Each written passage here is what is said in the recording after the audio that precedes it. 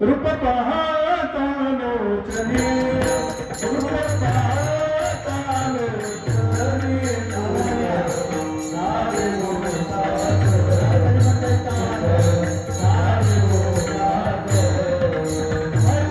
पाहता लोचने रूप पाहता लोचने सारे लोग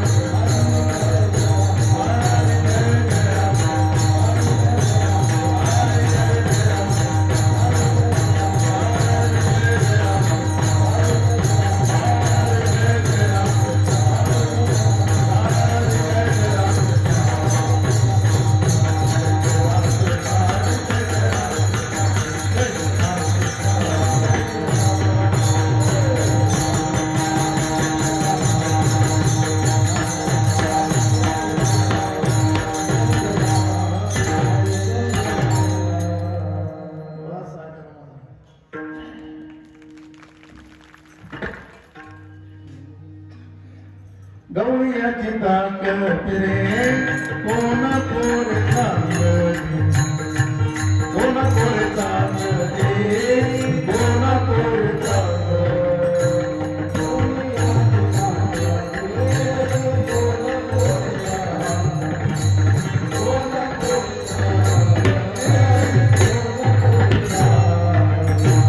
एवढा त्यांचा खंड देवा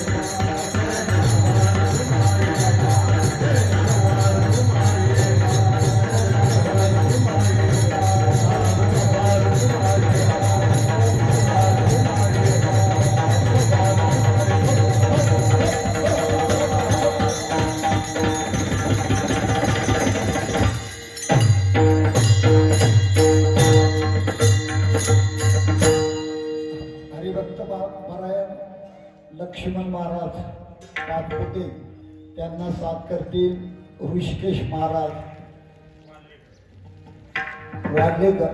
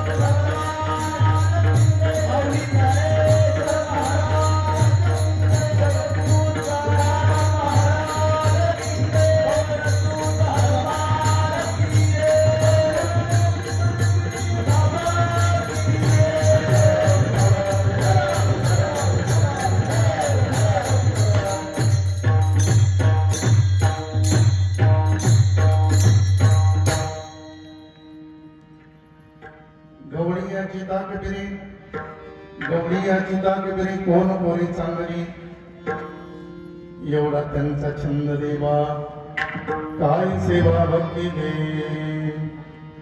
काय उपासे पडिले होते कन्या भक्षी विदुराच्या एवढा त्यांचा छंद देवा काय सेवा भक्ती दे तुका म्हणे पूजा रासी रूप रासी हिन कला एवढा त्यांचा छंद देवा काय सेवा भक्ती दे योन प्रवेश मम वाचि मिमां प्रसूतां संजीवयति किल शक्तिधर स्वधाम्नां अन्यां शास्त्रजन्म श्रवणत्वगादि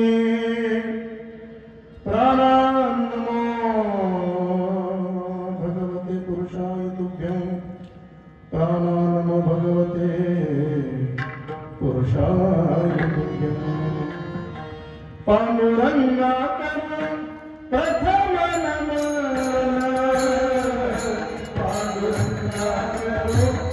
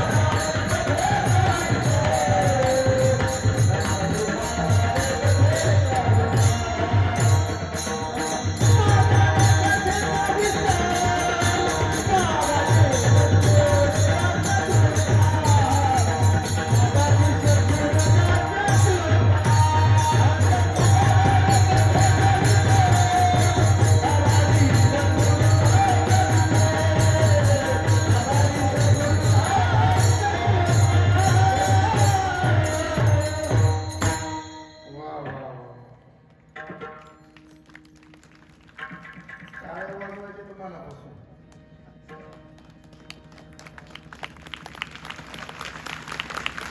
ज्ञानेश्वर भगवान विष्णु निवृत्तिर भगवान हर सोपानो भगवान ब्रह्मा मुक्त ख्या ब्रह्मचित्करा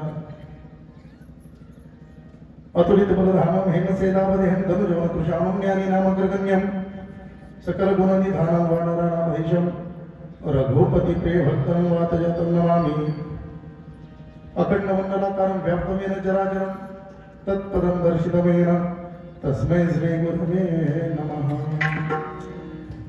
शबरी नाम कुलोत्पन्नं मारुतिर्नाम यस्य पिता माता रायर्नाम यस्य तन्नमामि किसंगिरिं प्रवरातते निवासं देवगर ग्रामे कर्मभूमिं किसनगिरी बाबा प्रिय शिष्यं तन्नमामि भास्करागिरिं सेवेलागी सेवा करतानो सेवेलागी सेवा करतानो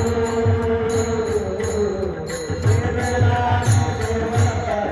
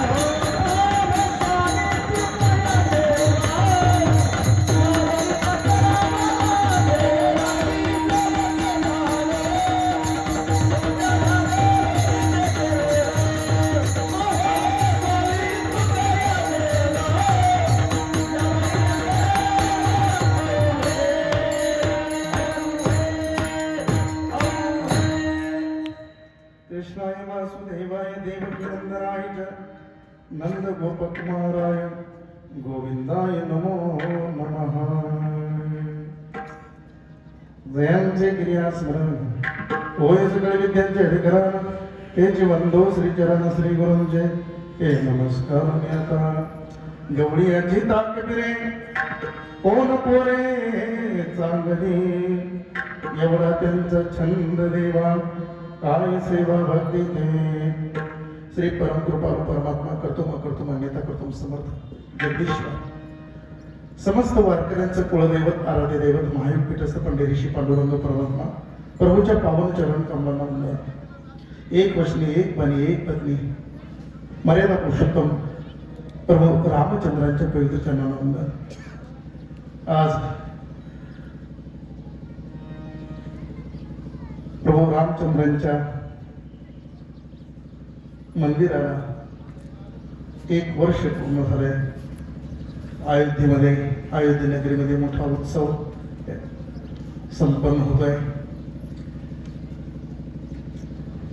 500 वर्षाची प्रतीक्षा संपली. ऋषी मुनींच्या संतांच्या त्यागाला समर्पणाला फळ आलं. आज राम मंदिराचा वर्धापन दिन आहे आणि श्री क्षेत्र देवगड या ठिकाणी मोठ्या आनंदामध्ये उत्साहामध्ये वर्धापन दिन संपन्न होत आहे. त्या मर्यादा पुरुषोत्तम प्रभू रामचंद्रांच्या पवित्र चरणवंदन रामभक्तांजली सूत पवन सूत महारुद्र बजरंगबलीच्या पवित्र चरणावंदन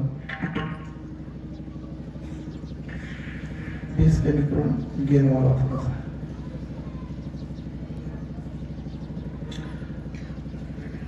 ज्यांच्यामुळे भारतीय संस्कृती वंदनीय एवं पूजनीय झाल्याच्या सकल संतांच्या पवित्र चरणावंदन. प्रभू प्रिय मातृशक्ती एवं पितृशक्ती स्वरूपा मायबाप श्रोते सज्जन मुलीच्या टाळकरी मंडळी पूजनीय महाराज मंडळी सर्वांच्या पवित्र चरणांना अभिवादन.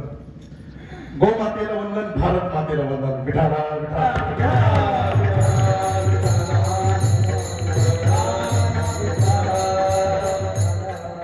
प्राप्त प्रसंगी आज कार्याचे कीर्तन सेवेसाठी चिंतनासाठी घेतलेला देवनिवासी जीवनमुक्त साधू जीवनमुक्तीच्या विलक्षण आनंदामध्ये नित्य रममान असणारा महात्मा वैराग्य राग रसिक सकल संत भूषण महाराष्ट्र भूषण श्रीमंत श्री जगद्गुरु तुकोबरा यांचा 4 चरणांचा भगवंताची भक्त वत्सलता अभिव्यक्त करणारा अभंग चिंतनाकरता घेतलाय. भक्त वत्सलता शब्दाचा अर्थ होतो वात्सल्य, प्रेम. भगवंताचं भक्तावर असणारं प्रेम, भगवंताचं गोपाळावर असणारं प्रेम, ते प्रेम, ते वात्सल्य, ती वत्सलता अभिव्यक्त करणारा अभंग चिंतनाकरता घेतलाय. भगवान श्रीकृष्णांचं गोपाळावर असणारं प्रेम हे व्यक्त करत असताना जगद्गुरु तुकोबारांनी प्रस्तुत अभंगातून भगवंताची गोकुळातली सुंदर विलक्षण लीला वर्णन केली आहे.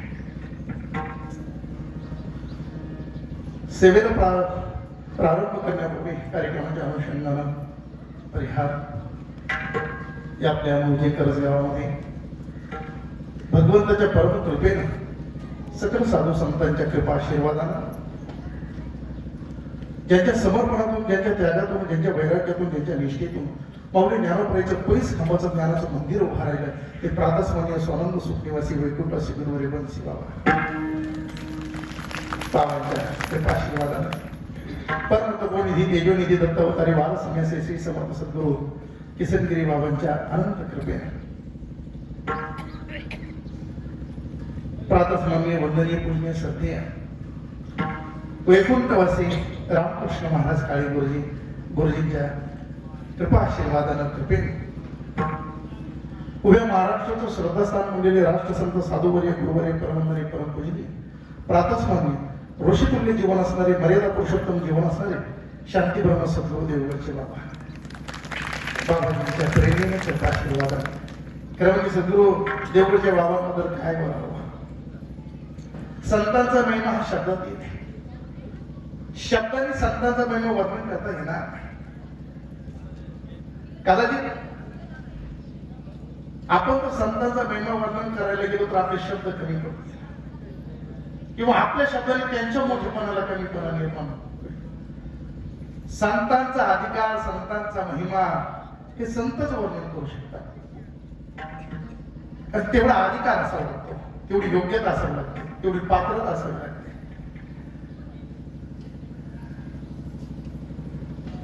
संत संतांचा महिमा वर्णन करू शकतात, सुभाषित कार्याच्या ठिकाणी वर्णन करतात.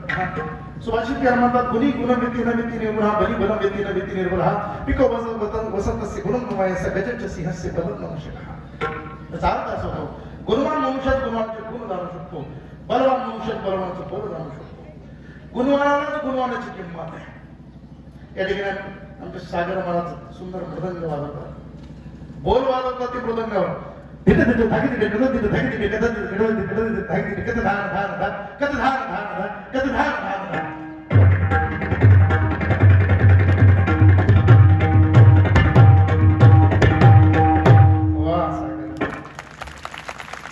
की आपण काय वाजवलं, परंतु खरंच सांगा, सागर महाराजांनी मृदंगावर कोणता बोल वाजवला तुम्हाला सांगते?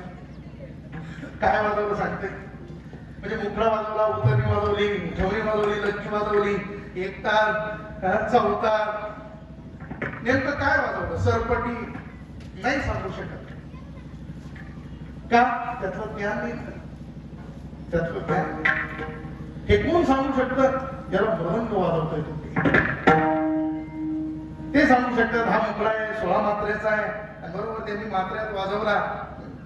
गुणवान मनुष्यात गुणवानाचे गुण जाणू शकतो, बलवान मनुष्यात बलवानाचं बल जाणू शकतो.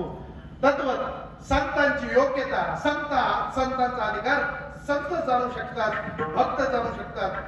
कोबऱ्या म्हणतात ना एके ठिकाणी, संतांचा महिमा भक्ताची जाणे, संतांचा महिमा भक्ताची जाणे, संतांचा महिमा भक्ताची जाणे, संतांचा महिमा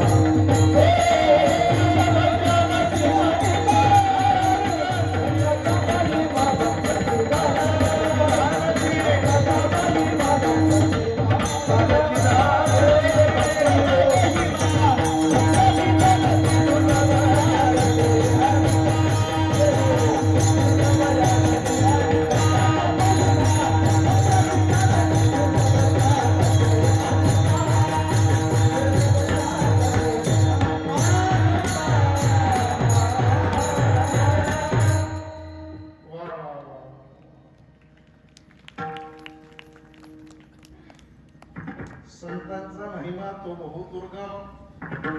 शाब्दिकाचे काम. परवाचा प्रसंग झाला, 1.5-2 महिन्यापूर्वीची गोष्ट आहे. ज्ञानेश्वर सहकारी साखर कारखाना भेंडा येथील लहानपणी शिक्षकांचा मुलगा PSI झाला. त्या मुलाचा इंटरव्ह्यू मुंबई या ठिकाणी पार पडला. त्या इंटरव्ह्यू मध्ये त्या मुलाला प्रश्न करण्यात आला. मुंबईमध्ये इंटरव्ह्यू चालू आहे. इंटरव्ह्यू मध्ये ते अधिकारी प्रश्न करतात. PSI चा इंटरव्ह्यू चालू आहे. प्रश्न असा आहे की श्री क्षेत्र देवगड संस्था या ठिकाणी असणारे राष्ट्रसंत वंदनीय शांती ब्रह्म देवगडचे महाराज यांनी उत्तराधिकारी म्हणून कोणाची नेमणूक केली? PSI चा प्रश्न मुंबईला. त्यानं उत्तर द्यायला दिलं. तो PSI झाला. पण मुंबईवरून तो जो निघाला तो घरी नाही गेला, तो थेट देवगडला धावला. बाबा दर्शन करून येत होते. बाबांना समोर पाहिलं, त्यानं लोटांगण घातलं. डोळे तिथे भरून आले, अंतःकरण भरून आलं आणि बोलू लागलं की बाबा, तुम्ही जे निर्णय घेता ते निर्णयाची कुठं कुठं दखल घेतली जाते, कुठं कुठं दखल घेतात. सध्या महाकुंभाची पर्वणी आहे. 144 वर्षानंतरचा हा पर्व काळ. कुंभामध्ये 10 प्रकारचे संन्यासी आहे. गिरी, पुरी, भारती, सरस्वती, पर्वत, वन, बरेच 10 प्रकार आहेत. अरण्य. ते आखाड्याचे संन्यासी कुठल्याही परंपरेला मानत नाही. त्यातले पंचदशनाम जुना आखाडा हा सगळ्यात जुना आखाडा नागा संन्यासाचा. आपली जी दीक्षा आहे देवगडची झालेली ती पंचदशनाम जुन्या आखाड्याची दीक्षा आहे, नागा संन्यासाची परंपरेची. हे नागा संन्यासी तेच आहेत की ज्यांच्यामुळे ही म्हण प्रचलित झाली, नंगे को कित्येक लोक विचारात पडलेले आहेत की एवढे हे नागे साधू आलेच कुठं आणि कुंभामध्ये तर पुन्हा पुढं गायब होत. कठीण काम आहे. दीक्षा देखील कठीण आहे. हे दशनाम आखाड्याचे संन्यासी कोणत्याही परंपरेला मानत नाही. परंतु या हिंदुस्थानामध्ये, या भारतामध्ये ज्यावेळेला हिंदू धर्मासंबंधी कुठलाही निर्णय घेतला जातो त्यावेळेला ते दशनाम आखाड्याचे परंपरेचे संन्यासी देखील सद्गुरु देवगडच्या बाबाच्या विचाराचं अनुमोदन करतात.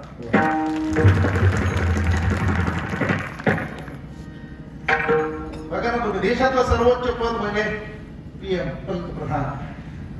स्वामी विवेकानंदानंतर नरेंद्र हे नाव ज्यांनी जगामध्ये विख्यात केलं आणि त्या पंतप्रधानांच्या समोर ज्यावेळेला सद्गुरु देवगडचे बाबा त्र्यंबकेश्वर नाशिक या ठिकाणी येतात तर त्यांच्याही मनामध्ये बाबाच्या चरणावर नतमस्तक होण्याची भावना होती. बाबाच्या चरणाला स्पर्श केला जातो. राज्याचं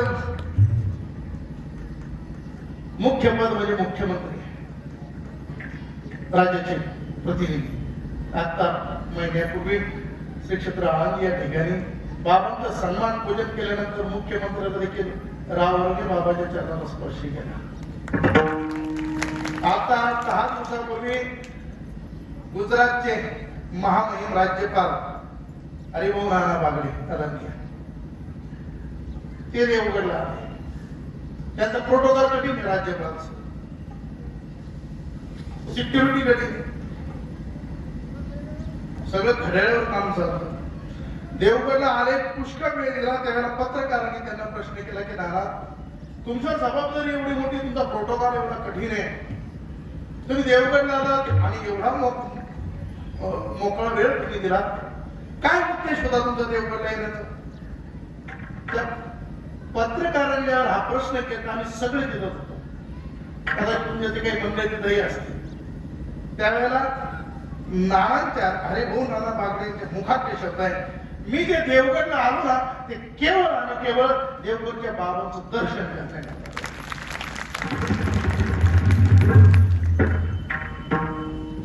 आम्ही म्हणतो की आपण ज्ञानोबाईला पाहिलं नसेल, तुकोबाईला पाहिलं नसेल, नाथ बाबांना पाहिलं नसेल, परंतु आज सर्वांचं दर्शन ज्यांच्या मध्ये होत आहे ते बाबा आहे.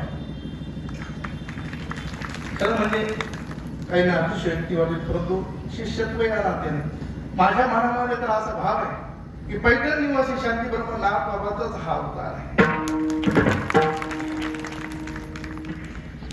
बाबा म्हणतात विनोदाने कधी कधी, आम्ही देव पाहिला नाही, आम्ही देव पाहिला नाही, विनोदाने म्हणतात. पण आम्ही गांभीर्यानं सांगतो की बाबा तुम्ही जरी म्हणत असाल आम्ही देव पाहिला नाही, पण आम्ही सांगतो की आम्ही देव पाहिला तो तुमच्या रूपामध्ये. बाबांची प्रेरणा या भक्ती उत्सवाला आहे. संत ज्ञानेश्वर संस्थान श्री क्षेत्र निवास या संस्थानाची धामाची जबाबदारी आज खऱ्या अर्थानं ज्यांच्या खांद्यावर येऊन पडलेली आहे. वेदशास्त्र संपन्न जीवन, त्यागमय जीवन, प्रकांड विद्वत्ता, परखड स्वभाव, अगदी आळंदीपासून आम्ही त्यांना पाहतोय. अभ्यासपूर्ण व्यक्ती, पूजनीय वंदनीय हरिभक्तीपरायण देवीदास महाराज म्हस्के शास्त्री कीर्तन झालं ना, त्यांच्या मार्गदर्शनाखाली तसेच आपल्या परिसराला अनेक वर्ष ज्यांचा सहवास लाभला, परमार्थिक मार्गदर्शन लाभलं, ज्यांच्या सहवासामध्ये अनेक मंडळींनी आपलं जीवन कृतार्थ केलं. प्रातस्मरणीय वैकुंठवासी रामकृष्ण महाराज काळे गुरुजींची अध्यात्माची धर्माची जबाबदारी परंपरा मोठ्या निष्ठेनं पाहत असणारे आमचे वंदनीय हरिभक्तीपरायण भगवानजी महाराजांनी शास्त्रीजी यांच्या सुयोग्य मार्गदर्शनाखाली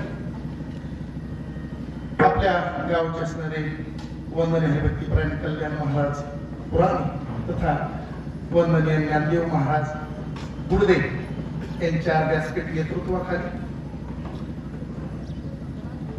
गायनाचार्य, संगीत विशारद, अत्यंत गोड आवाज, गोड स्वभाव आणि गोड व्यक्तिमत्व हरिभक्तीपरायण लक्ष्मण महाराज पाचपुते तथा आश्रमाचे रामगडाचे एक विद्यार्थी, परंतु अतिशय सुंदर तयारी, सुस्वभावी जीवन, सेवाभावी जीवन, प्रेमळ स्वभाव असणारे वंदनीय गायनाचार्य ऋषिकेश महाराज वाल्मिकर या महाराज मंडळींच्या उपस्थितीमध्ये आणि आपल्या परिसराचं मृदंग भूषण असणार. हा काय तयारी केली सुंदर सागर महाराजांनी. सागराचं स्वरूप कसं आहे? विशाल, व्यापक. असं आपलं मृदंग ऐकल्यानंतर असं वाटायला लागलं की मृदंगामध्ये तुम्ही तेवढं परिपक्व झालात, परिपूर्ण झालात, हातामध्ये गोडवा आहे, तयारी आहे.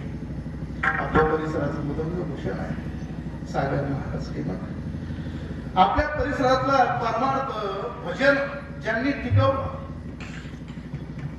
सर्व वंदनीय आदरणीय जुने वैष्णी मंडळी, म्हणायला जुने परंतु या म्हणण्यानुसार गोड इज गोड, जुनं ते सोनं अशी असणारी वंदनीय शेषराव तात्या जगताप असतील, वंदनीयांचे नामदेव तात्या कंठ असतील, आपण सर्वच मंडळी, गणेश महाराज पंडित हे या ठिकाणी पेटी मास्तर भगवानराव, आपण सर्वच मंडळी, योगेश महाराजांची पिताश्री भगवान भाऊ जाधव, तसेच आमचे योगेश महाराज पवारांचे तिळापूर श्री क्षेत्र तिळापूर या ठिकाणी तिथली धर्माची जबाबदारी पाहत आहे, त्यांचे पिताश्री कुंज हरी महाराज या सर्वांच्या उपस्थितीमध्ये आपल्या परिसरातील देवा आणि खरं म्हणजे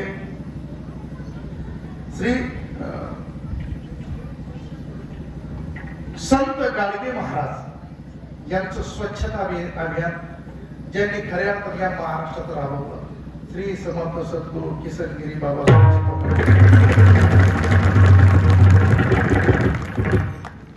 काय सेवा आहे मंडळाची, काय सेवा आहे. आमचे शब्द कमी पडतील आमचे.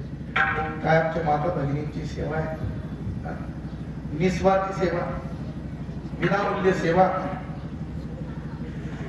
आणि ही सेवा देखील तुमचं परम कल्याण करून राहणार आहे. तुम्हाला माहिती महाराजांनी जीवनात काय केलेलं? प्रभूची सेवा केली, दास्यत्व केलं आणि त्याचा परिणाम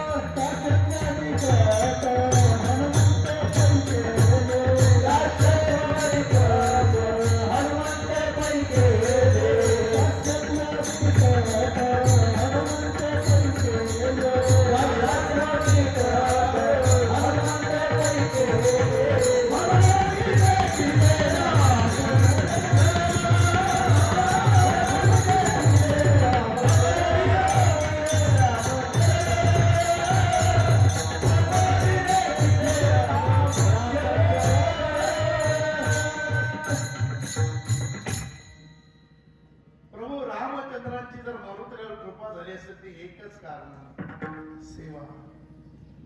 आपण मंडळींनी तो सेवा भाव अंगीकारलेला आहे, तो सेवा करण्याचा वसा आपण घेतलेला आहे. आणि काय सेवा आहे आपली? काय सेवा आहे. आपल्या चेहऱ्यावरचा सात्विक भाव, आपली श्रद्धा, हे सगळं सांगून जाते.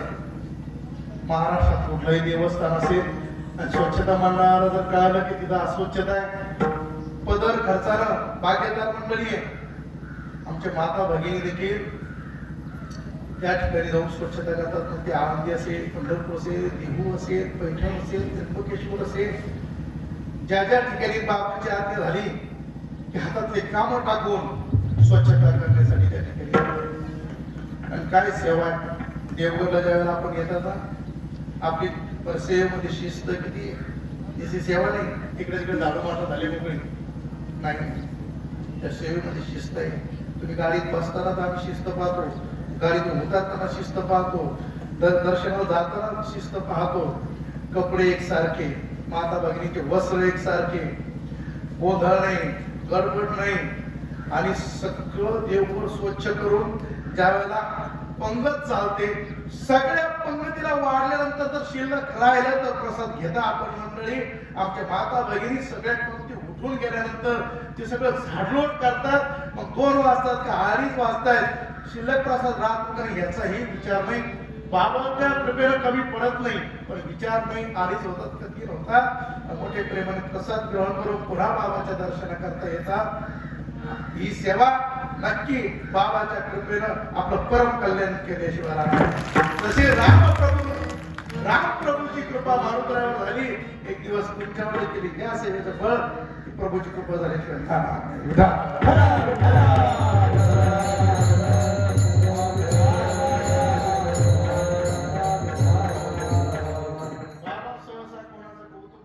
स्वच्छता मंडळ जर म्हटलं, बाबाची तब्येत जर ठीक नसेल तर स्वच्छता मंडळाला पाहिलं का प्रसन्न होतं. सेवा अशी असावी, तोंडापुरती नाही, तोंडापुरती काय ना वाचे ना मनाला असावं. तो भाव आपण अंगीकारला. आपल्या करगाव परिसरात हे स्वच्छता मंडळ आज महाराष्ट्रामध्ये चर्चेला आहे. त्या ठिकाणी मुंबई आमचे ठोंबरे महाराज, बरोबर ना, आपले प्रकाश महाराज, प्रकाश महाराज या ठिकाणी बाबांचं त्यांच्यावर नितांत उपस्थित आहे. सर्वांच्या ग्रामस्थांच्या समस्त ग्रामस्थ मंडळी करजगावकर यांच्या सहकार्यानं गावातील टाळकरी, माळकरी, बिगर माळकरी, शाळकरी, शेतकरी, आबाल, वृद्ध, माता भगिनी, पुरुष मंडळी, सर्व तरुण मंडळी, सर्वांच्या विशेष सहकार्यानं हा भक्ती उत्सव या ठिकाणी या वर्षीचा मोठ्या आनंदामध्ये, उत्साहामध्ये पार पडलेला आहे. आणि आजची ही पूर्णाहुतीची सेवा आहे. सिस्टीम अत्यंत सुंदर आहे. चंद्रगिरी महाराज साऊंड सिस्टीम, त्या सिस्टीम करता एकदा जोरदार करा. पूर्णाहुतीचं कीर्तन अर्थात काल्याचं कीर्तन आहे. काल्याच्या कीर्तनाचे काही वारकरी संप्रदायाने दंडक नियम घालून दिलेले आहे. काल्याचं कीर्तन म्हटलं की संतांचा महिमा, क्षेत्राचा महिमा, नामाचा महिमा वर्णन करून चालत नाही. काल्याचं कीर्तन म्हटलं की भगवंताच्या चरित्राचं वर्णन. चरित्र ते उच्चारावे,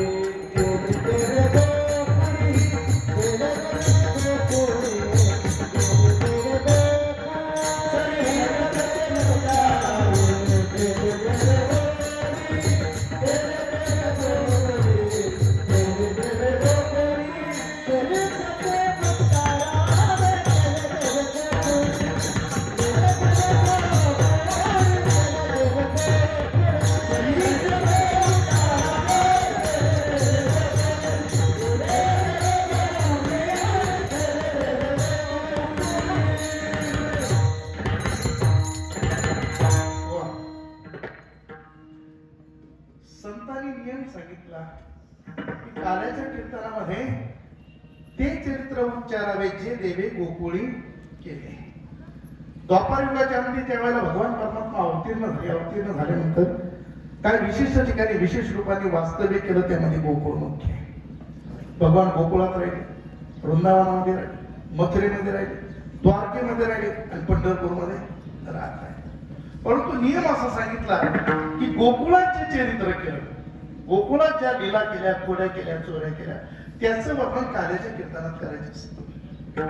असं का केलं, असं का नियम सांगितलं? गोकुळातलं चरित्र काल्याच्या कीर्तनात का वर्णन करायचं? त्याचं कारण काला हा गोकुळात झाला. आणि गोकुळातल्या चरित्राचं वर्णन करायचं सांगितलं ते अर्थ इतरत्रही भगवंतांनी चरित्र केलं, इतर ठिकाणीही केलं. वृंदावनामध्ये केलंय, मथुरेमध्ये केलंय, द्वारकेमध्ये केलंय, पंढरपूरमध्ये अजून करताय चरित्र.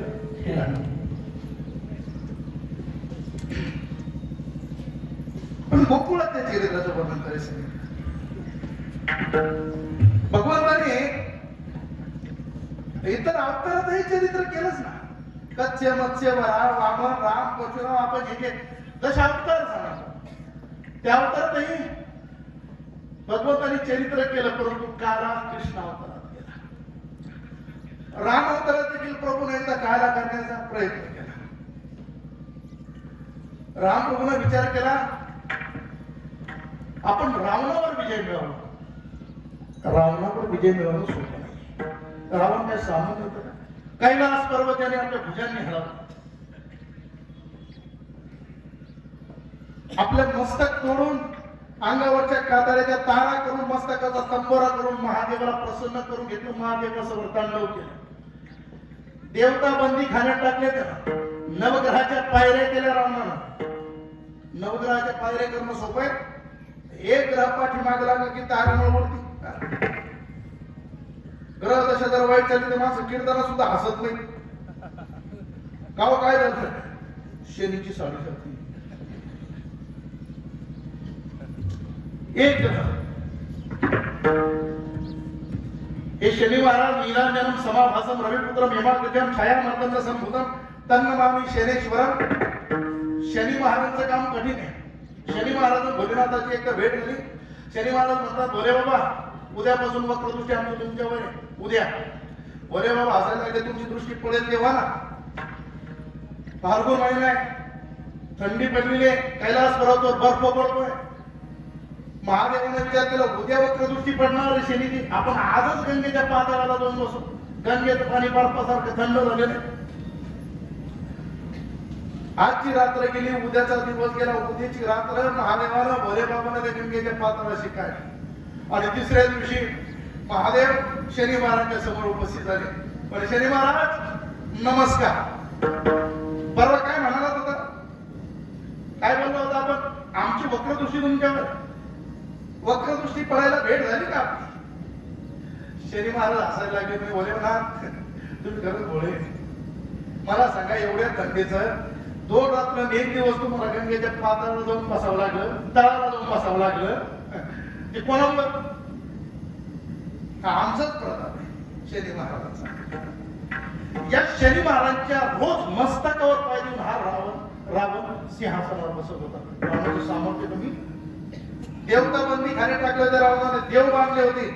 लोक म्हणतात ना मसोबा बांधला, महती बांधला. देव बांधण्याची परंपरा आहे तिथूनच म्हणायची. सामर्थ्य होतं रावणामध्ये. चतुर्वेदी होता. महादेवाला प्रसन्न करावं म्हणून त्याला शिवतांडवाची अशी रचना केली आणि स्वतः मस्तक करून महादेवासमोर ते तांडव करू लागले. विद्वान होता. नाचला का रावण महादेवासमोर? जटाटवी घनज्वल प्रवाह पावित्रस्तले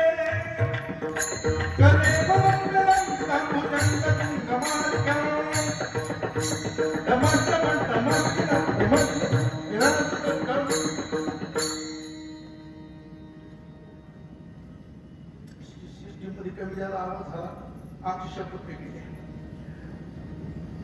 रामच हे शिवतांडव आहे. जटाटवी घनज्वल प्रवाह पावित्रस्तले गलेवरं मिता भुजंग तुंगमालिकां डमटम निनादम डमर्वयो चकार चंडतांडवं तनु शिव शिव शिवं जटाकटा ब्रह्मनं पदीर्धनी विलोल विचवारणी वल्लरी विराजमान मूर्धनी धगत धगत धगत वलन ललाटपट्ट पावके किशोर चंद्रशेखर रति प्रतीक्षणं मम. काय प्रश्न आहे? ते शब्दाचे अलंकार कसे? विद्वानाची मती भ्रम होती. एवढा प्रचंड विद्वान रावण. रावणाचा एक पुत्र होता मेघनाथ. या मेघनाथाने इंद्र 17 वेळा बांधून आणला होता. मग त्याचं नाव काय पडलं होतं? इंद्रजित. त्या रावणाला पराजित करणं सोपं आहे, परंतु पराजय केला रावणाचा. आणि विजयामध्ये सर्वात मोठी जर भूमिका कोणी बजावली असेल तर आपल्या वानर सेनेने आणि म्हणून प्रभू रामचंद्राने विभीषण सुग्रीवजी आणि मारुतरायाला जवळ बोलवल्यानं सांगितलं की जा समस्त वानर सेनेला बोलवून आणा. या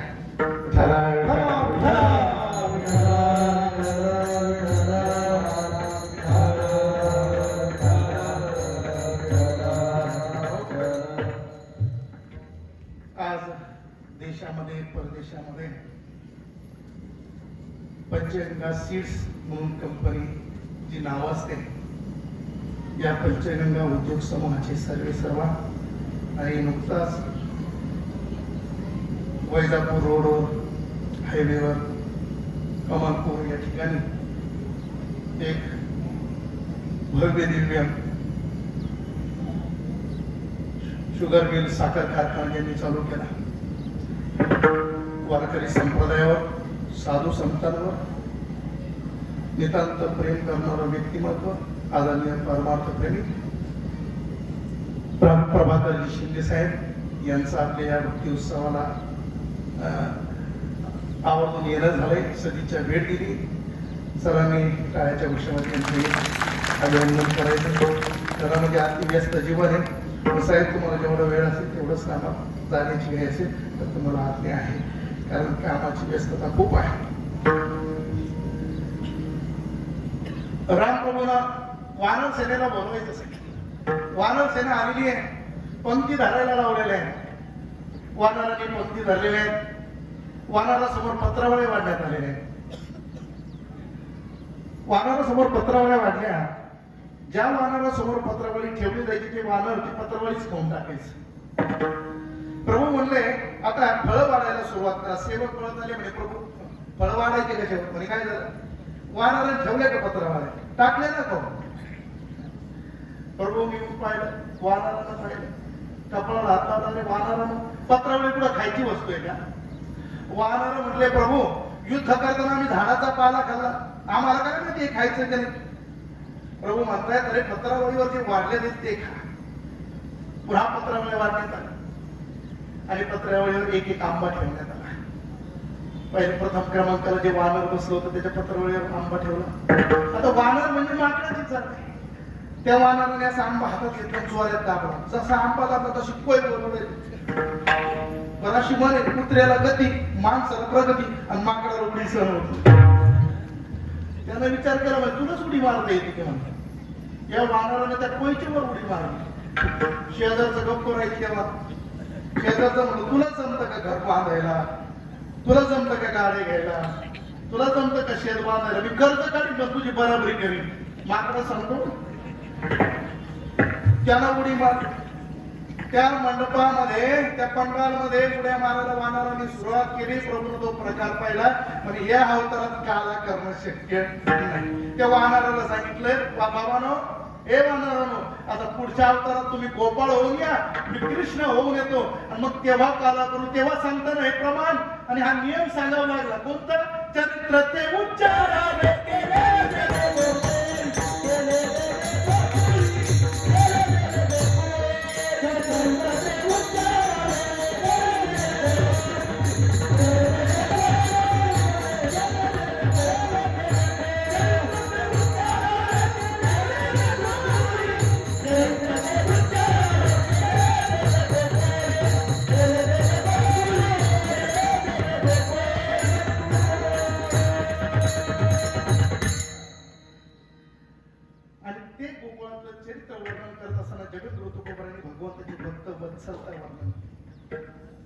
भक्त वत्सलता या शब्दाचा अर्थ आहे भगवंताचं भक्तावर असणारं प्रेम, वात्सल्य. देवाचं गोपाळांवर असणारं प्रेम पासून अभंगातून जगद्गुरु तुकोबरायांनी व्यक्त केला. तुकोबराय म्हणतात ज्याच्या प्राप्ती करता योगी योग करतात, जपी जप करतात, तपी तप करतात, ऋषीमुनी यज्ञ हवन करतात. वेदालाही त्याचं वर्णन करता आलेलं नाही. माऊली ज्ञानेश्वरीमध्ये बोलतात एक वेद मुख्य झाले मनपवन मागवले राती बिना मागवले रविशिशी. वेदालाही त्याचं वर्णन करता आलं नाही. योग्याने देखील सहजासहजी जो ध्यानाला जात नाही. माऊली बोलतात ना एरवी हा योगी नाडळे वेदार्थासे नाकडे चित्त ध्यानाचे ही डोळे पावती ना. तो सर्व सर्वेश्वर परमात्मा. वेदाला विचारण्यात आलं होतं की परमात्म्याचं स्वरूप कसं आहे. वेदाला सांगायला सुरुवात केली. तो नित्य आहे, निरुपम आहे, निर्विकार आहे, निराकार आहे, अव्यक्त आहे. वेदाला सांगितलं असं असं सांगू नको, त्याचा आकार सांग, रूप सांग, त्याचं स्वरूप कसं आहे. वेदाला सांगायला सुरुवात केली. परमात्मा असा आहे. कसा आहे यजुर्वेदामध्ये वर्णन केलंय पहा. हरि ओम सहस्र दीर्घ पुरुष सहस्राक्ष सहस्रपाद सभूमिगो सर्वतस्त्रित्वा त्यतितदशाङ्गुलं पुरुष एवेदगुं सर्वं जद्भूतं यच्च भाव्यं उतामृतत्वसेचानो जगन् नेनातिरोहति एतावानस्य महिमा तोजयाश्च पूरुकः पादोऽस्य विश्वाभूतानि त्रिपादस्य मृतञ्जीवि त्रिपादूर्ग उदयपूरुकः पादोऽस्य भवत्पुनः ततो विक्वं मत्साशनानिश्चरे अभि ततो विराड जायते. यजुर्वेद आहे, रुद्री आहे आणि परमात्म्याच्या स्वरूपाचं वर्णन केलेलं आहे. त्याचे सहस्रमुख आहे, सहस्राक्षे, सहस्र चरण आहे, ते परमात्म्याचे स्वरूप आहे. वेदाला सांगितलं असं सांगू नका, त्याचा आकार सांगा, रंग सांगा, रूप सांगा, श्रुती नीती नीती म्हणती नाही सांगताना वेद जाणून गेला. पुढे असा असणारा सर्व सर्वेश्वर परमात्मा की ज्याच्या प्राप्ती करता अमलात्मा विमलात्मा संत संन्यासी योगींद्र मुनींद्र अहोरात्र तपस्या करतात, त्यांच्या ध्यानालाही जो जात नाही तो परमात्मा या गोपाळांवर एवढं प्रेम करतो. तो गोपाळ म्हणतात तसं पाहिलं तर गोपाळांचा काय अधिकार आहे, काय योग्यता आहे. गोकुळातले ताक पिणारे ते गोपाळ, परंतु सर्व सर्वेश्वर परमात्मा त्यांच्यावर प्रेम करतोय. आपण त्याचं प्रथम गवळीयाची ताक पुरे पाय पुरे तारे वा गवळीयाची ताक पुरे पाय पुरे तारे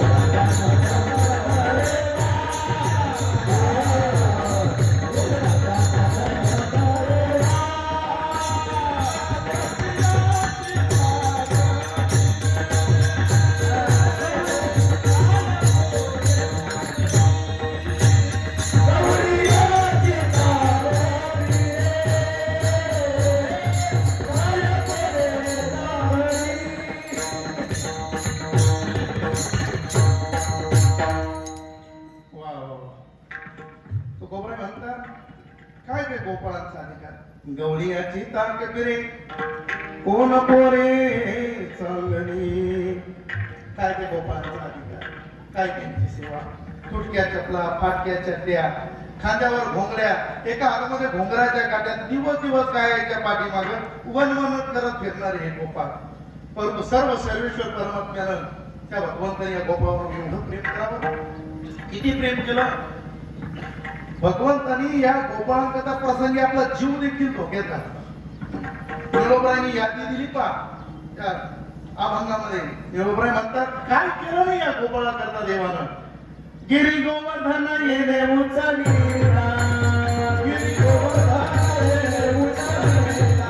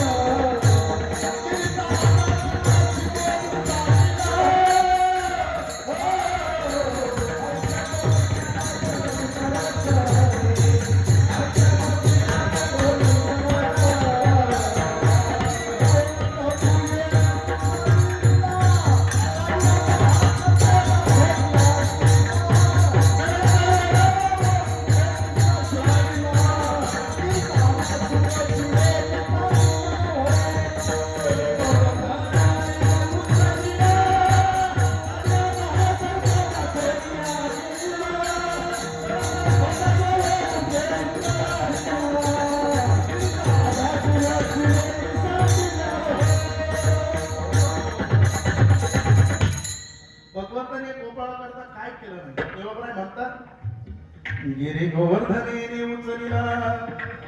त्या गोकुळवासियांची, त्या ब्रजवासियांची एक परंपरा होती. दीपावलीमध्ये इंद्राची पूजा करायची, इंद्रया. परंतु या वर्षी भगवान श्रीकृष्णाने नंद बाबाला सांगितलं, बाबा या वर्षी आपण इंद्राची पूजा नाही करायची. नंद बाबाने विचारलं, का? मग काय करायचंय, कोणत्या देवाची पूजा करायची? भगवंताने सांगितलं, बाबा या वर्षी आपण गोवर्धनाची पूजा करायची. नंद बाबांनी गोकुळामध्ये निरोप दिलेला आहे की ज्यांना ज्यांना पूजा करण्याकरता गोवर्धनाला यायचंय त्यांनी आपापले नैवेद्य घेऊन गोवर्धनाच्या तलाठीजवळ पायथ्याजवळ येऊन थांबा. सगळे गोकुळवासी गोवर्धनाच्या पायथ्याजवळ आलेले. पूजा इकडे प्रारंभ झालेली, पूजा होऊन गेली. इंद्र वाट पाहू लागला. दीपावली गेली, अमावस्या गेली, प्रतिपदा गेली, द्वितीया गेली, आता तृतीया आली. अजून कसा गोकुळातला हप्ता आला नाही. हप्ताच होता ना इंद्राचा तो. सेवकाने सांगितलं, जा रे बघून ये, अजून कसा नैवेद्य आला नाही. ते सेवक गेले आणि त्यांनी त्या गोकुळाची परिस्थिती पाहिली. साहेब, त्या गोकुळामधल्या तरुण मंडळाने सगळे टी शर्ट बदललेले दिसले. गोवर्धन तरुण मंडळ. इंद्राचा कोणीही सदस्य तिथं नाही, एकही भक्त तिथं राहिला नाही. सेवक धावत पळले, महाराज आशा सोडून द्या, अपेक्षा सोडून द्या, आता येऊ शकत नाही, नैवेद्य येऊ शकत नाही. झालं काय? घडलेला प्रकार सांगितला. इंद्राच्या तळपायचे हात मस्तकात कुणामुळे झालं? म्हणजे त्या कृष्णामुळे झालं. इंद्रानं बोलायला सुरुवात केली. त्या वाचा कृष्णाचं ऐकलं त्यांनी. वाचालम बारिशम स्तब्धम अत्यम पंडित मानिनम कृष्णमूर्ती उपाश्रित गोपामेचे प्रिय. त्या वाचा कृष्णाचं ऐकलं. आपल्याला घडवणार त्या ब्रजवासियांना, त्या गोकुळवासियांना, सामर्थ्यज्ञांना बोलवलं, सांगितलं, जा त्या मृत्यू लोकातून त्या ब्रज धामाचं अस्तित्व नष्ट करा, गोकुळाचं अस्तित्व नष्ट करा. काळे काळे मोठमोठे ढग गोकुळावर जमा झालेले, हत्तीच्या सोन्यासारखे धार पडायला लागले पावसाची. गोकुळवासी घाबरलेले. इंद्र गोकुळेला दिसतोय आणि सगळे गोकुळवासी भगवान श्रीकृष्णाला शरण आलेले आहेत, प्रार्थना करू लागलेले. तुम बिना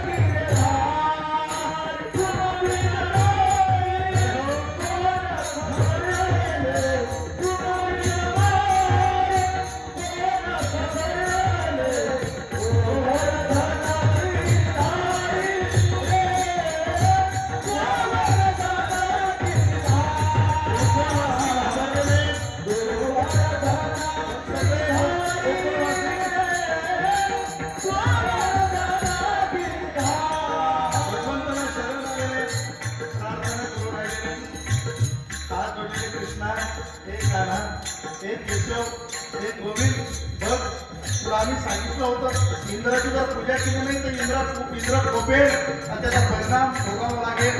बघ इंद्र कोपलेला आहे. तुझं म्हणणं आम्ही ऐकलेलं आहे. आता तूच सांभाळ बाबा, तूच आमचं रक्षण करताय, तूच आमचं पालन करताय. कौरवांच्या सभेमध्ये याप्रमाणे द्रौपदीचं तुझं रक्षण केलं. हे कन्हैया, हे श्याम सुंदर, आमचं रक्षण भगवंताने सांगितलं, काळजी करू नका. अद्याप गोवर्धन भगवंताची आपण पूजा केलेली आहे. ते गोवर्धन भगवान आपलं रक्षण केल्याशिवाय राहणार नाही. हात जोडा, डोळे दाखवून घ्या, प्रार्थना करा देवाला. हे तुम बिना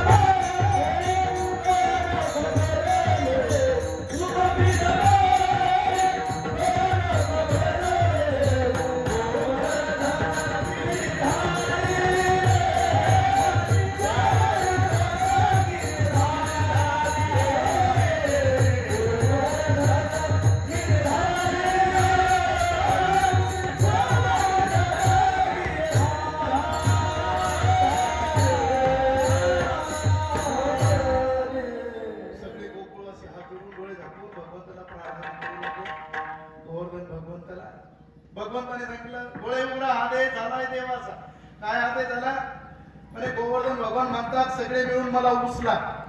गोकुळवासी एकमेकांकडे पाहायला लागले आणि कृष्णा 7 कोसाचा हा पर्वत याला उचलायचं कसं?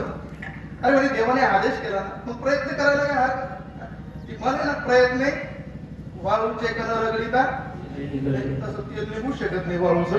परंतु सांगण्याचं तात्पर्य तुमचे प्रयत्न 100% असू द्या, सगळ्यांनी प्रयत्न करा. मग गोकुळवासियांनी प्रयत्न चालू केले. कोणी काठ्या लावल्या, कोणी खांदे लावले, कोणी डोके लावले आणि भगवंतानी करांगळे. आश्चर्य झालं, महाआश्चर्य झालं. काय आश्चर्य? इत्युक्त वैकेन हस्तेन कृत्वा गोवर्धनाचलं दधार लीलया कृष्ण छात्रा का इव बालका. लहान मुलं जसं छत्री सहज हातात उचलून घेतं तसं भगवंताने गोवर्धन पर्वत करांगळे उचललेला आहे. 7 दिवस 7 रात्र झालेले. 7वा दिवस उजेडला. गोकुळवासी चर्चा करू लागले काय म्हणजे 7 दिवस होत आले, आज 7वा दिवस आहे. आपल्या खांद्याला कळ लागली की आपण काठे लावल्या, काठ्याला कळ लागली डोके लावले. कृष्ण आपला 7 दिवसापासून उभा आहे, त्याला आपण सांगू तू जरा आराम कर. म्हणून गोकुळवासी कृष्णाकडे आले. हे कन्हैया, अरे 7 दिवसापासून तू उभा आहे, आम्ही विश्रांती केली, आमच्या डोक्याला कळ लागली की खांदे लावले, खांद्याला कळ लागली की काठे लावले, तू 7 दिवसापासून उभा आहे, तर तू जरा आराम कर. भगवान म्हणतात तुम्ही सांभाळताल काही? गोपाळ म्हणतात पाहा आता सगळी वर्गणी सप्त्याला 101 असा भाव तसा सप्ताह मी एक ठस करतो. काय मदत केली तुझं? करांगळी तर लावली रे, काय ती करांगळी कसं करतात एवढे कष्ट घेतोस तू? भगवंताने थोडी करांगळी ढिली केली, याच्या काठ्या तुटल्या, खांदे वाकले, मान वाकले, धावा केला. कृष्णा धाव रे लवकरी, संकट पडले भारी. भगवंताने पुन्हा करांगळी सरळ केली. गोपाळ म्हणतात काय गोवर्धन आपण उचलला, या ना उचलला. काळावर आपापल्या काढ्या, गोपाळांनी काढ्या काढल्या. म्हणे आता खांदे काढा, खांदे काढले. म्हणे आता डोके काढा, डोके काढले. मग गोपाळांच्या लक्षात आलं आपण विनाकारण डोकं राहिलो.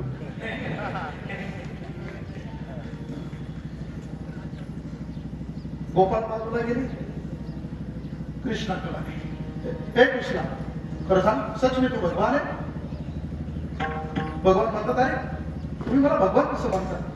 गोपाळ म्हणतात अरे आतापर्यंत पुष्कळ पैलवान पाहिले, पण खरं 7 कोसाचा पर्वत उचलणारा पैलवान हे सामान्य माणसाच का? खरं सांग कृष्ण तू भगवान आहेस? भगवान म्हणतात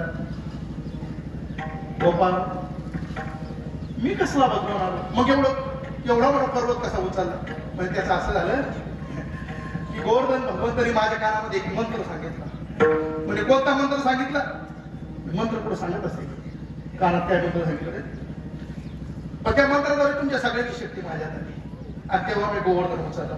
बोबड्या पुढे आला म्हणे वाले कितना, मी तरी म्हणलं 56 वेळेला कुठीत पाडलं तुला, तू कसा गोवर्धन उचलला?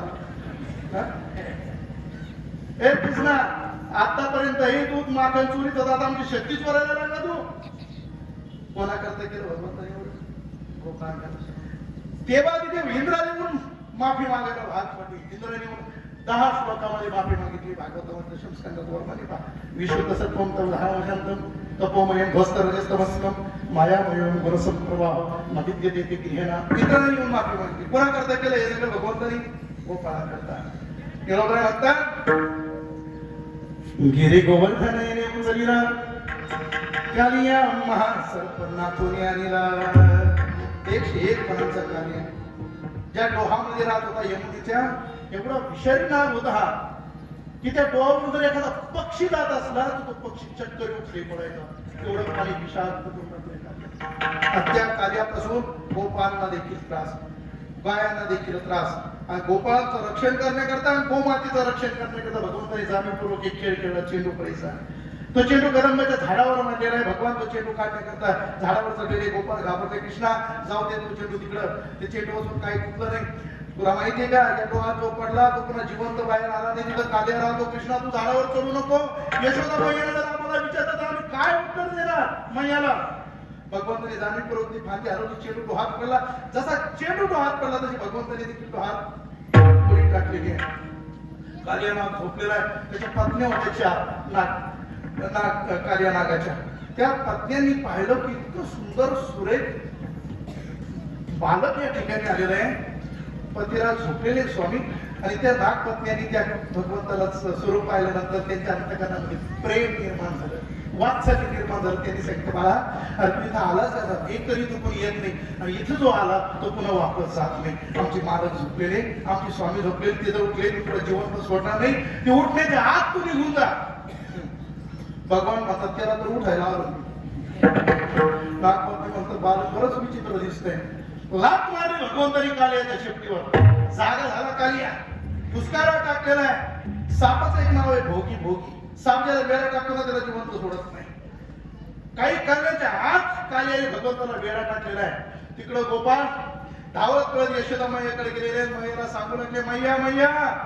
मैयाने गोपाळला पाहिलं, गोपाळ घाबरलेले आणि गोपाळमध्ये कान्हा दिसत नाही. मैयाने विचारलं अरे काय झालं, माझा कान्हा कुठे आहे? तेव्हा गोपाळ सांगू लागले मैया यशोदे ग तुझा कान्हा यमुना तुझी उडाला. अरे नेमकं झालं काय? खेळत असता चेंडू फळी, चेंडू उडाला यमुना फिरी, तो काढताना तुझा कान्हा यमुना तुझी उडाला. हाताचं काम मैयानं टाकून दिलं. सैरा वैरा धावत पळत निघालेली कालियाडोहाकडे. गोकुळामध्ये वाऱ्यासारखी बातमी पसरली. समस्त गोकुळवासी कालियाडोहावर जमलेले आहेत. गायने आपले दावे तोडलेले, गाया कृष्णाला पाहण्याकरता जमलेले आहेत. त्या परिसरात वानर आहे पहा, ते वानर सगळे कृष्णाला पाहण्याकरता कालियाडोहाच्या भोवती जमलेले आहेत. आक्रोश सुरू झालेला आहे. भगवंताने ते गोपाळांना पाहिलं, मैयाची अवस्था पाहिली. जरा आधीच लीला केली तर मैया डोहा तोडी टाकल्याशिवाय राहणार नाही. भगवंताची लीला केली, काल्याचा वेळा सैल केला आणि काल्याच्या खणावर भगवान आरूढ झालेले. काल्याच्या खणावर नाचू लागले, नाचून नाचून रक्त रंजित भर करून टाकले, रक्त भंबाळ कालियाला करून टाकलेले आहे. सूरदास प्रभूंनी तो प्रसंग ज्या वेळेला पाहिला, सूरदास प्रभु म्हणतात वाह रे प्रभु, आज तक हमने रस्सी पर नाचने वाले नटवर बहुत देखे, लेकिन सांपों के फन पर नाचने वाला नटवर पहिले बाहर देख रहे. सूरदास प्रभु वर्णन करतात, त्याला कृष्ण तांडव म्हणतात. सुरुवातीला आपण कोणतं तांडव ऐकलं? शिव तांडव. हे कृष्ण तांडव सूरदास प्रभु वर्णन करतात. पहा म्हणजे प्रभू कसे नाचताय. तांडव गती मुंडन पर नाचत गिरिधार, तांडव गती मुंडन पर नाचत गिरिधार. पम पम पम पट पट पट पम पम पम पम कर टिम टिम टिम बिनत करत नाचत बघुधार, तांडव गती मुंडन पर नाचत गिरिधार. विविध विविध विद्याधर दम दम देवस कन्नम गुणी गंधर्व नाचत देतात, तांडव गती मुंडन पर नाचत गिरिधार. रसिक रसिक संकात जन्नम नारद मम मम पारे मम मम परिहार, तांडव गती मुंडन पर नाचत गिरिधार. सूरदास प्रभु की वार किंकिं किन हुन जार, धन धन धन चरण परत निर्भय पयहार, तांडव गती मुंडन पर नाचत गिरिधार, तांडव गती मुंडन पर नाचत गिरिधार, तांडव गती मुंडन पर नाचत गिरिधार. वा सागर वाला ते वेगवेगळ्या तालात असतं ते. बरं ऐन टायमाला गायला नंतर तालही पाहिजे कोणता ताल आहे. पण अति समर्पक वाजवले. रक्त भंबा कालिया करून टाकला, त्याला अफजल घडवली, त्याला रमणद्वीपमध्ये पाठवून दिलं. भगवंताने हे कोणाकरता केलं? भगवंताने हे सगळं गोपाळांकरता केलं. देवब्राय म्हणतात गिरी गोवर्धने उचलिला, कालिया महासर्प नाथुनी आणिला, सरत बनवा मुखीची प्राशिला. आग्नी लागला तर बनवा प्राशित केलं भगवंताने, गोपाळाचं रक्षण केलं. गिरिदागा सुरक्षित हो निसंतानो. कंसाने भगवान श्रीकृष्णाला आणि बलरामजीला मारण्याकरता वेगवेगळे राक्षस पाठवले. पुतना आली, मावळ भटाला, काग बग रिठा मारीचे बाळपणी अवघी जायची गाणी उडवली. तृणावर्ताला, शक्तासूर आला आणि आता कंसाने आगासूर नावाचा दैत्य पाठवला. आगासूर हा सापाच्या रूपामध्ये आला. महाकाय शरीर त्याला धारण केलं आणि ज्या वनामध्ये हे गोपाळ खेळ खेळत होते त्या वनामध्ये आगासूर आलेला आहे. त्यानं गोपाळाला खेळताना पाहिले नाही. आगासुराने आपला एक जबडा आकाशामध्ये ठेवलेला आहे, दुसरा जबडा जमिनीवर ठेवलेला आहे आणि तोंडाची जीभ अशी समोर अशी अंतरलेली आहे. गोपाळाचा खेळ चालू होता लपण नावाचा आणि योगायोगानं राज्य कृष्णावर आलेलं आहे. गोपाळ लपण्याकरता जागा शोधत होते. गोपाळ शोधत शोधत त्या आगासुराच्या जवळ आले. त्यांनी त्या आगासुराला पाहिलं, चर्चा करू लागले. पेंद्या वरद्या वगड्या मधुमंगल बोबड्या श्रीरामा या गोपाळमध्ये एक फार हुशार गोपाळ होता, त्याचं नाव पेंद्या. पेंद्या हुशार होता. मधुमंगलनी पाहिलं यार पेंद्या, अरे ही गुहा सापासारखी तर आलीच कशी? पेंद्या म्हटलं मधुमंगल तुला माहित नाही, मी ऐकलेलं संतांच्या मुखातून या वृंदावनामध्ये या परिसरामध्ये थोर संत तपश्चर्या करतात गुहामध्ये. कदाचित या गुहेमध्ये देखील संत तपश्चर्या करीत असतील महात्मे. गोपाळ म्हणे मग जर संत असतील तर आपण सगळे दर्शनाला जाऊया महात्म्यांच्या. म्हणून गोपाळ तिकडे निघाले आणि जात असताना त्या सापाने आकासुराला जी पान चढलेली होती त्या जिभेवर चढली. चालायला लागले, त्यांच्या पायाला गुदगुद्या व्हायला लागले. त्या वृंदावनामध्ये भाषा आहे ब्रज भाषा. ती गोपाळ जेव्हा चालायला लागली त्या जिभेवर ती बोलायला लागले, हे पेंद्या हे गुदगुद काय आहे ग? गुदगुद्या काय होते पाहिला? हायवे कधी तयार झाला? रात्रीतून? पेंद्या म्हणला तुम्हाला माहित नाही, व्हीआयपी संतांची व्यवस्था अशीच असते. Very important person. आणि असे नाही पुढे आलेले ते आकासुराच्या जबड्यात आले. आकासुराचे दात असे वर निघालेले मोठमोठाले. बाकडे म्हणला, हे पेंद्या अरे हे खुंटे कशाला इथं उभा करून ठेवले? पेंद्या हुशार होता. पेंद्या म्हणजे तुम्हाला माहित नाही, व्हीआयपी संतांना जे विशेष व्यक्ती भेटायला येतात त्यांच्याकडे काही सामान असलं, पिशवी असलं की त्यांच्या खुंट्याला अडकायच्या. अरे इथे वेळ घालीत बसला का? किती प्रश्न करणार? चला आपल्याला संतांचं दर्शन घ्यायचं. एकाच्या मनात शंका आली. श्रीरामा म्हटला, हे पेंद्या मधुमंगल हा जो राक्षस असला मग बोबड्या व्यक्तीत नाही ना आपला बाका घराचा कसा उद्धार केला? काय गोपाळांचं प्रेम आणि विश्वास होता, काय बुद्धी होती तेव्हा. जर हा आकासुर असेल, राक्षस असेल आणि आपला जीव जरी धोक्यात गेला तर आपला कृष्ण आपल्याला वाचवल्याशिवाय राहणार नाही. याला भक्ती म्हणतात. एक निष्ठ भक्ती, एक निर भक्ती. आमची भक्ती म्हणजे वारी जर नाशिक तेव्हा का चालता का वारीला ऊस भक्ती जेव्हा का गेला होता चांगला देवावर तुका म्हणे भारत घालू दयावरी आमावरीच. ऐका 2 मिनिटात भाव सांगते. अग माझे पापाचा जो आसूर त्याला आग असू म्हणतात. भक्त जर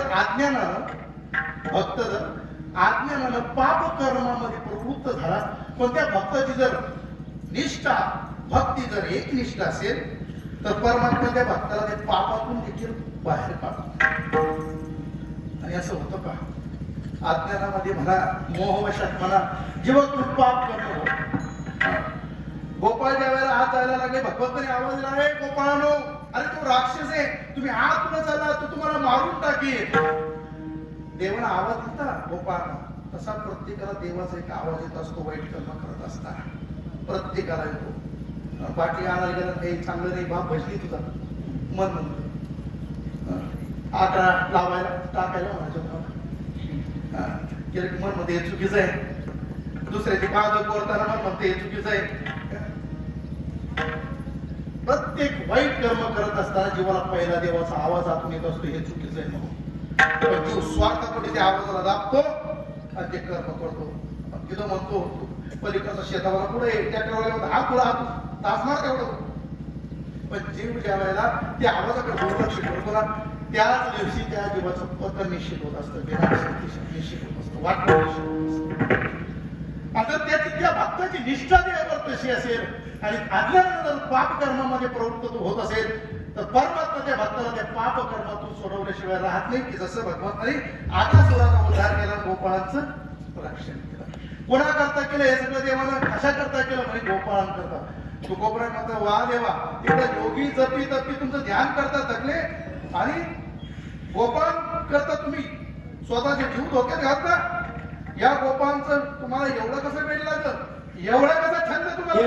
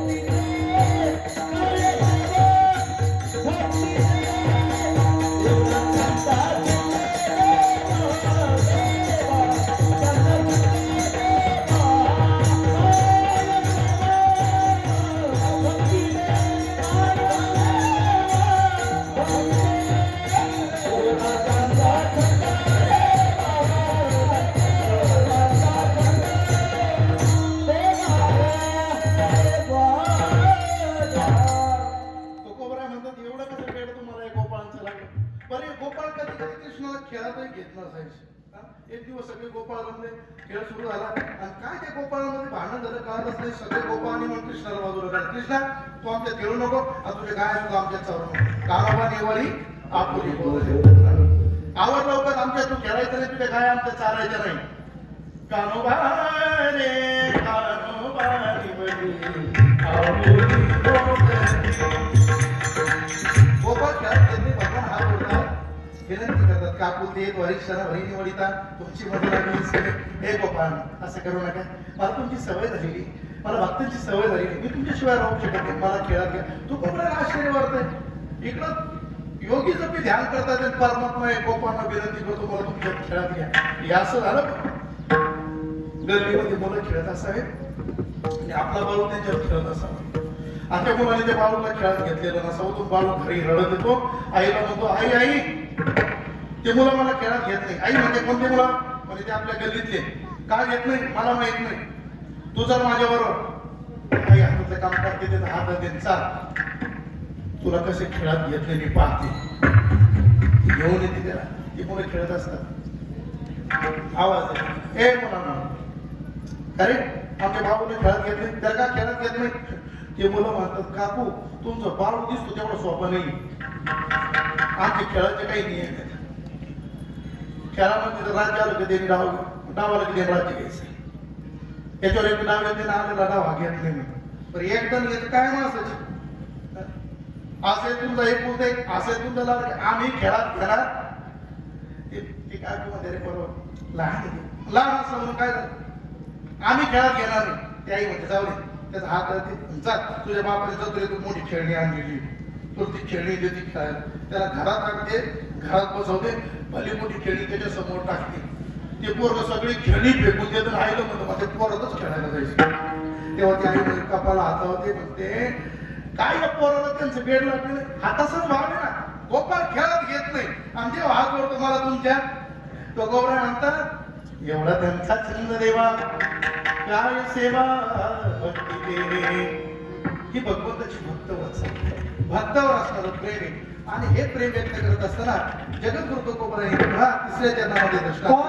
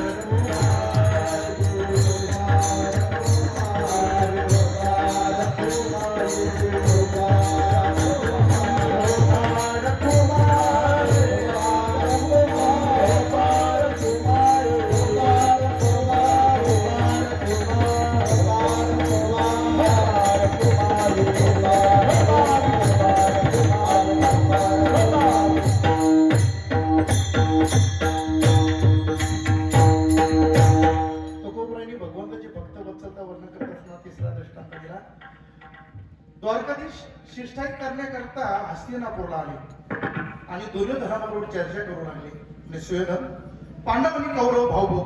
दुर्योधन म्हणाला बरोबर आहे देवा, मग जेवढा कौरवाचा अधिकार राज्यावर तेवढाच पांडवांचा आहे. म्हणजे बरोबर आहे देवा, मग पांडवांचा जर तेवढाच अधिकार असेल तर कमीत कमी पांडवाला तो अर्ध राज्य दिलं पाहिजे. तुम्हाला अजिबात जमणार नाही देवा. अरे मग अर्ध राज्य नाही तर कमीत कमी 5 गावं तरी त्यांना राहायला देशील. म्हणजे बिलकुल जमणार नाही. अरे 5 गावं नाही तर कमीत कमी 1 गाव तरी पांडवांना राहण्याकरता तुम्हाला जमणार नाही. द्वारकाधीशाने विचारलं तू काय देणार? त्याला सांगितलं सुख्याद्रे नैवेद्य असे मी विना देण्याच्याशिवाय युद्ध केल्याशिवाय सुईच्या टोकाची जमीन सुद्धा मी पांडवाला देणार नाही. तेव्हापासून चालत आलेले बरं हे भांडण कोर्टात गेले वे समाधान वाटत नाही.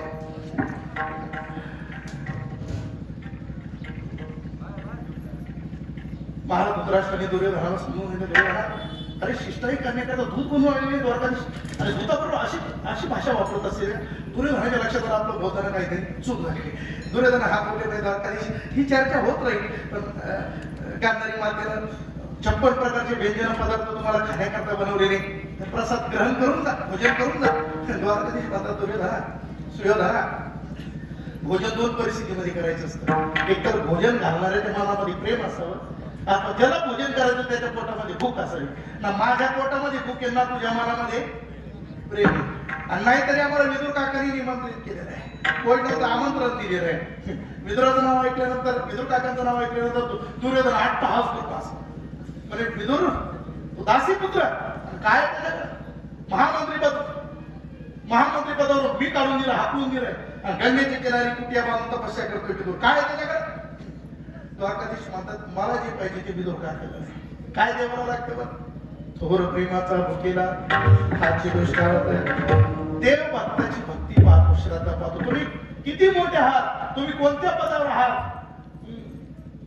तुम्ही कोण आहात, कोणत्या कुळामध्ये जन्माला आलेला आहात, तुम्ही गरीब आहात, श्रीमंत आहात, भिकारी आहात, कोण तुम्ही आहात, देव ते पाहत नाही. देव भक्त भक्ताची भक्ती पाहतो, भाव पाहतो, श्रद्धा पाहतो. हा जो अभंग आहे दुसऱ्या मंगला जन्माचा, त्याच्यामध्ये किती मोठी यादी.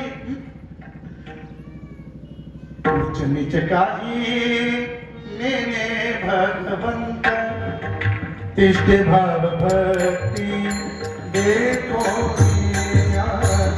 तिष्ठे भाव भक्ती देखो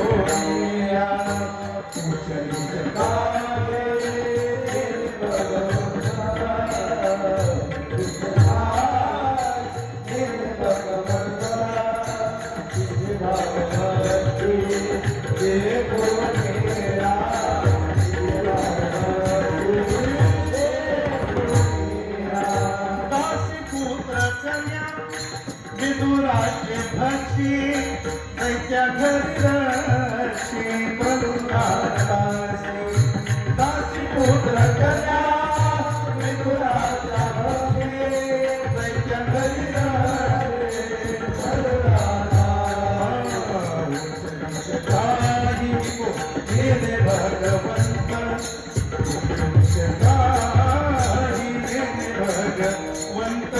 तिष्ठे भाव भक्ती तिष्ठे भाव भक्ती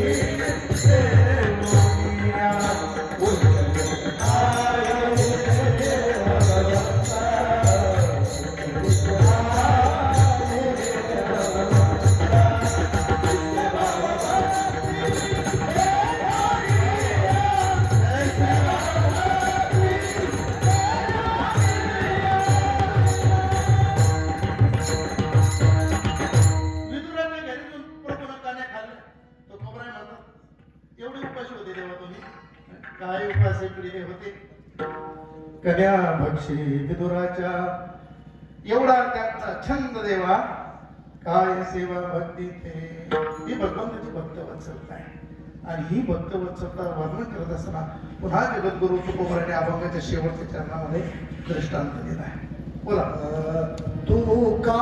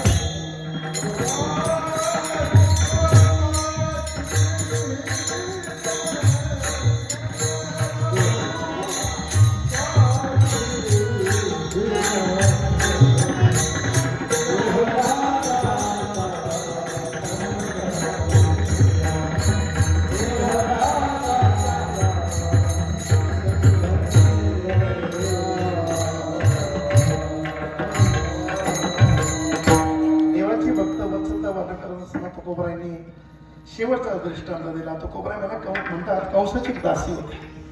दासे स्नेह सुंदर कंस संमता त्रिवक्र नामा हिनोलिप कर्मविही त्रिवक्र नावाची 3 ठिकाणी वाकडी होती म्हणून तिला पूजा म्हणलं. दिसायला एक रूप होती परंतु प्रभूनं कृपा केली आणि तिला परम सुंदर बनवलं.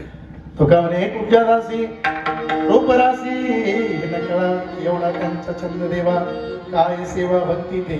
गोपाळांचा नियम असायचा रोजचा. गाया चारायला सोडून द्यायच्या वाळवंटामध्ये वेगवेगळे खेळ खेळायचे विट्टी दांडू चेंडू लगोरी नाना परी हा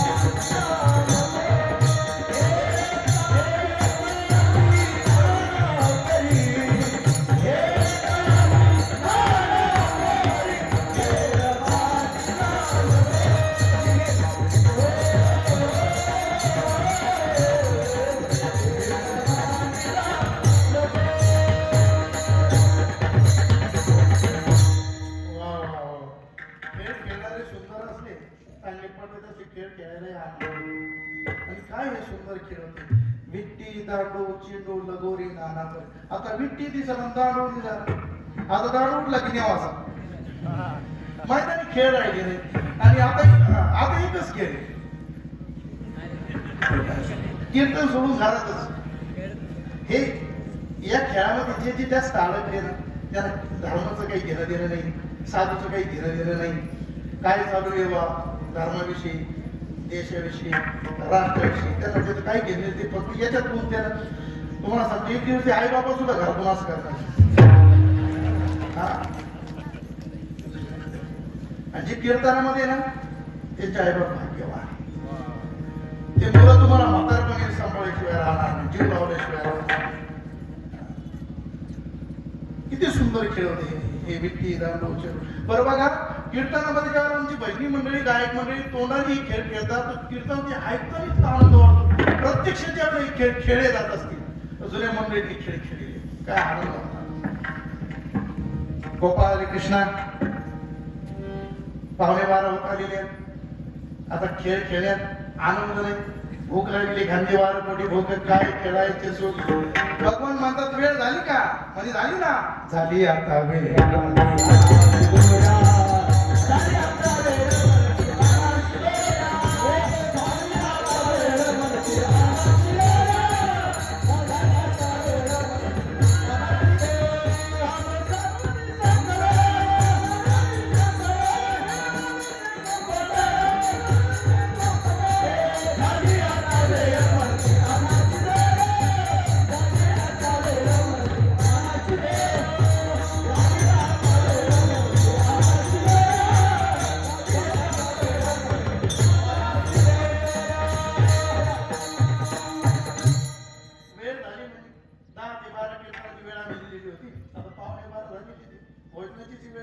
आणि काय सुंदर शब्द वापरला शिदोरी.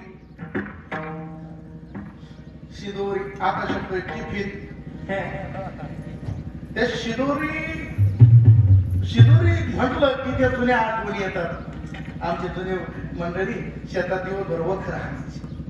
मग आमची माऊली घरातली एक कापड घ्यायची, त्यात 4 बाजरीच्या भाकरी टाकायची, त्याच्यात तो लाल ठ्याचा लसणाचा टाकायची, लोणचं टाकून द्यायची, कांदा टाकून द्यायची, त्या ठ्याच्यावर तेल टाकायचं थोडस, आणि दिवसभर वखर हाणलं की शेतामध्ये पुढचं लिंबाचं झाड जवळ दंड चालायचं, दंडात पाणी बिसलाले नव्हते त्यावेळेला, दंडाचं पाणी. मग त्याला ते काम करून घामाघूम झालेलं त्या दंडातून हातपाय धुवायचे, गार हातपाय व्हायचे उन्हाचे, त्यात सावलीत बसायचं, शिदोरी सोडायची. काय सुंदर वास यायचा त्या भाकऱ्यांचा, त्या चटण्याचा, तोंडाला पाणी आलं बाकी. चांगल्या चांगल्या भाजीमध्ये तो सुगंध. तुम्हाला माहिती का, देशामधल्या 5 स्टार हॉटेलची सर्वात चांगली जी भाजी ना, स्वादिष्ट कोणती, जिची चवच कळत नाही, फक्त मांस काय भाजी होती, या भाकरीची चटणीची सर कुठं. खरं हे भारतीय अन्न आहे, आणि या अन्नाने कुठल्याही प्रकारचा रोग आजार होणार नाही पा माणसाला बाहेरचं खाण्यापेक्षा. हे चायनीज वगैरे भाकरी चपात्या खा, आपल्या गावाला केमिकल वगैरे भाज्या त्या, कुठले बीपी होणार नाही, शुगर होणार नाही तुम्हाला. तुला काही ते चाललं का तेच घेऊन चालायचं, जाऊ देता वेळ जाईल. शिदोरी भगवान म्हणता आणा आपल्या शेजारी, सगळ्या गोपाने आपल्या शेजारी आणल्या.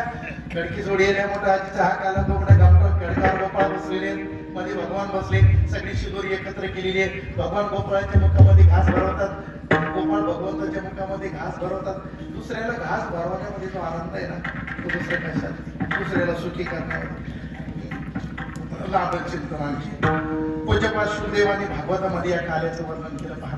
बिभ्रत वेणू जरपटाय संघवेत्रची कक्षे वामी पानु मस्रुम कौलत फलानी गुरेशो तिष्ठन मध्ये सुपरिसुरदो हास्य निर्व विस्वे स्वर्गे लोके विषय बुबुजे यज्ञ भगवान केले. गोपाळ कृष्ण भगवान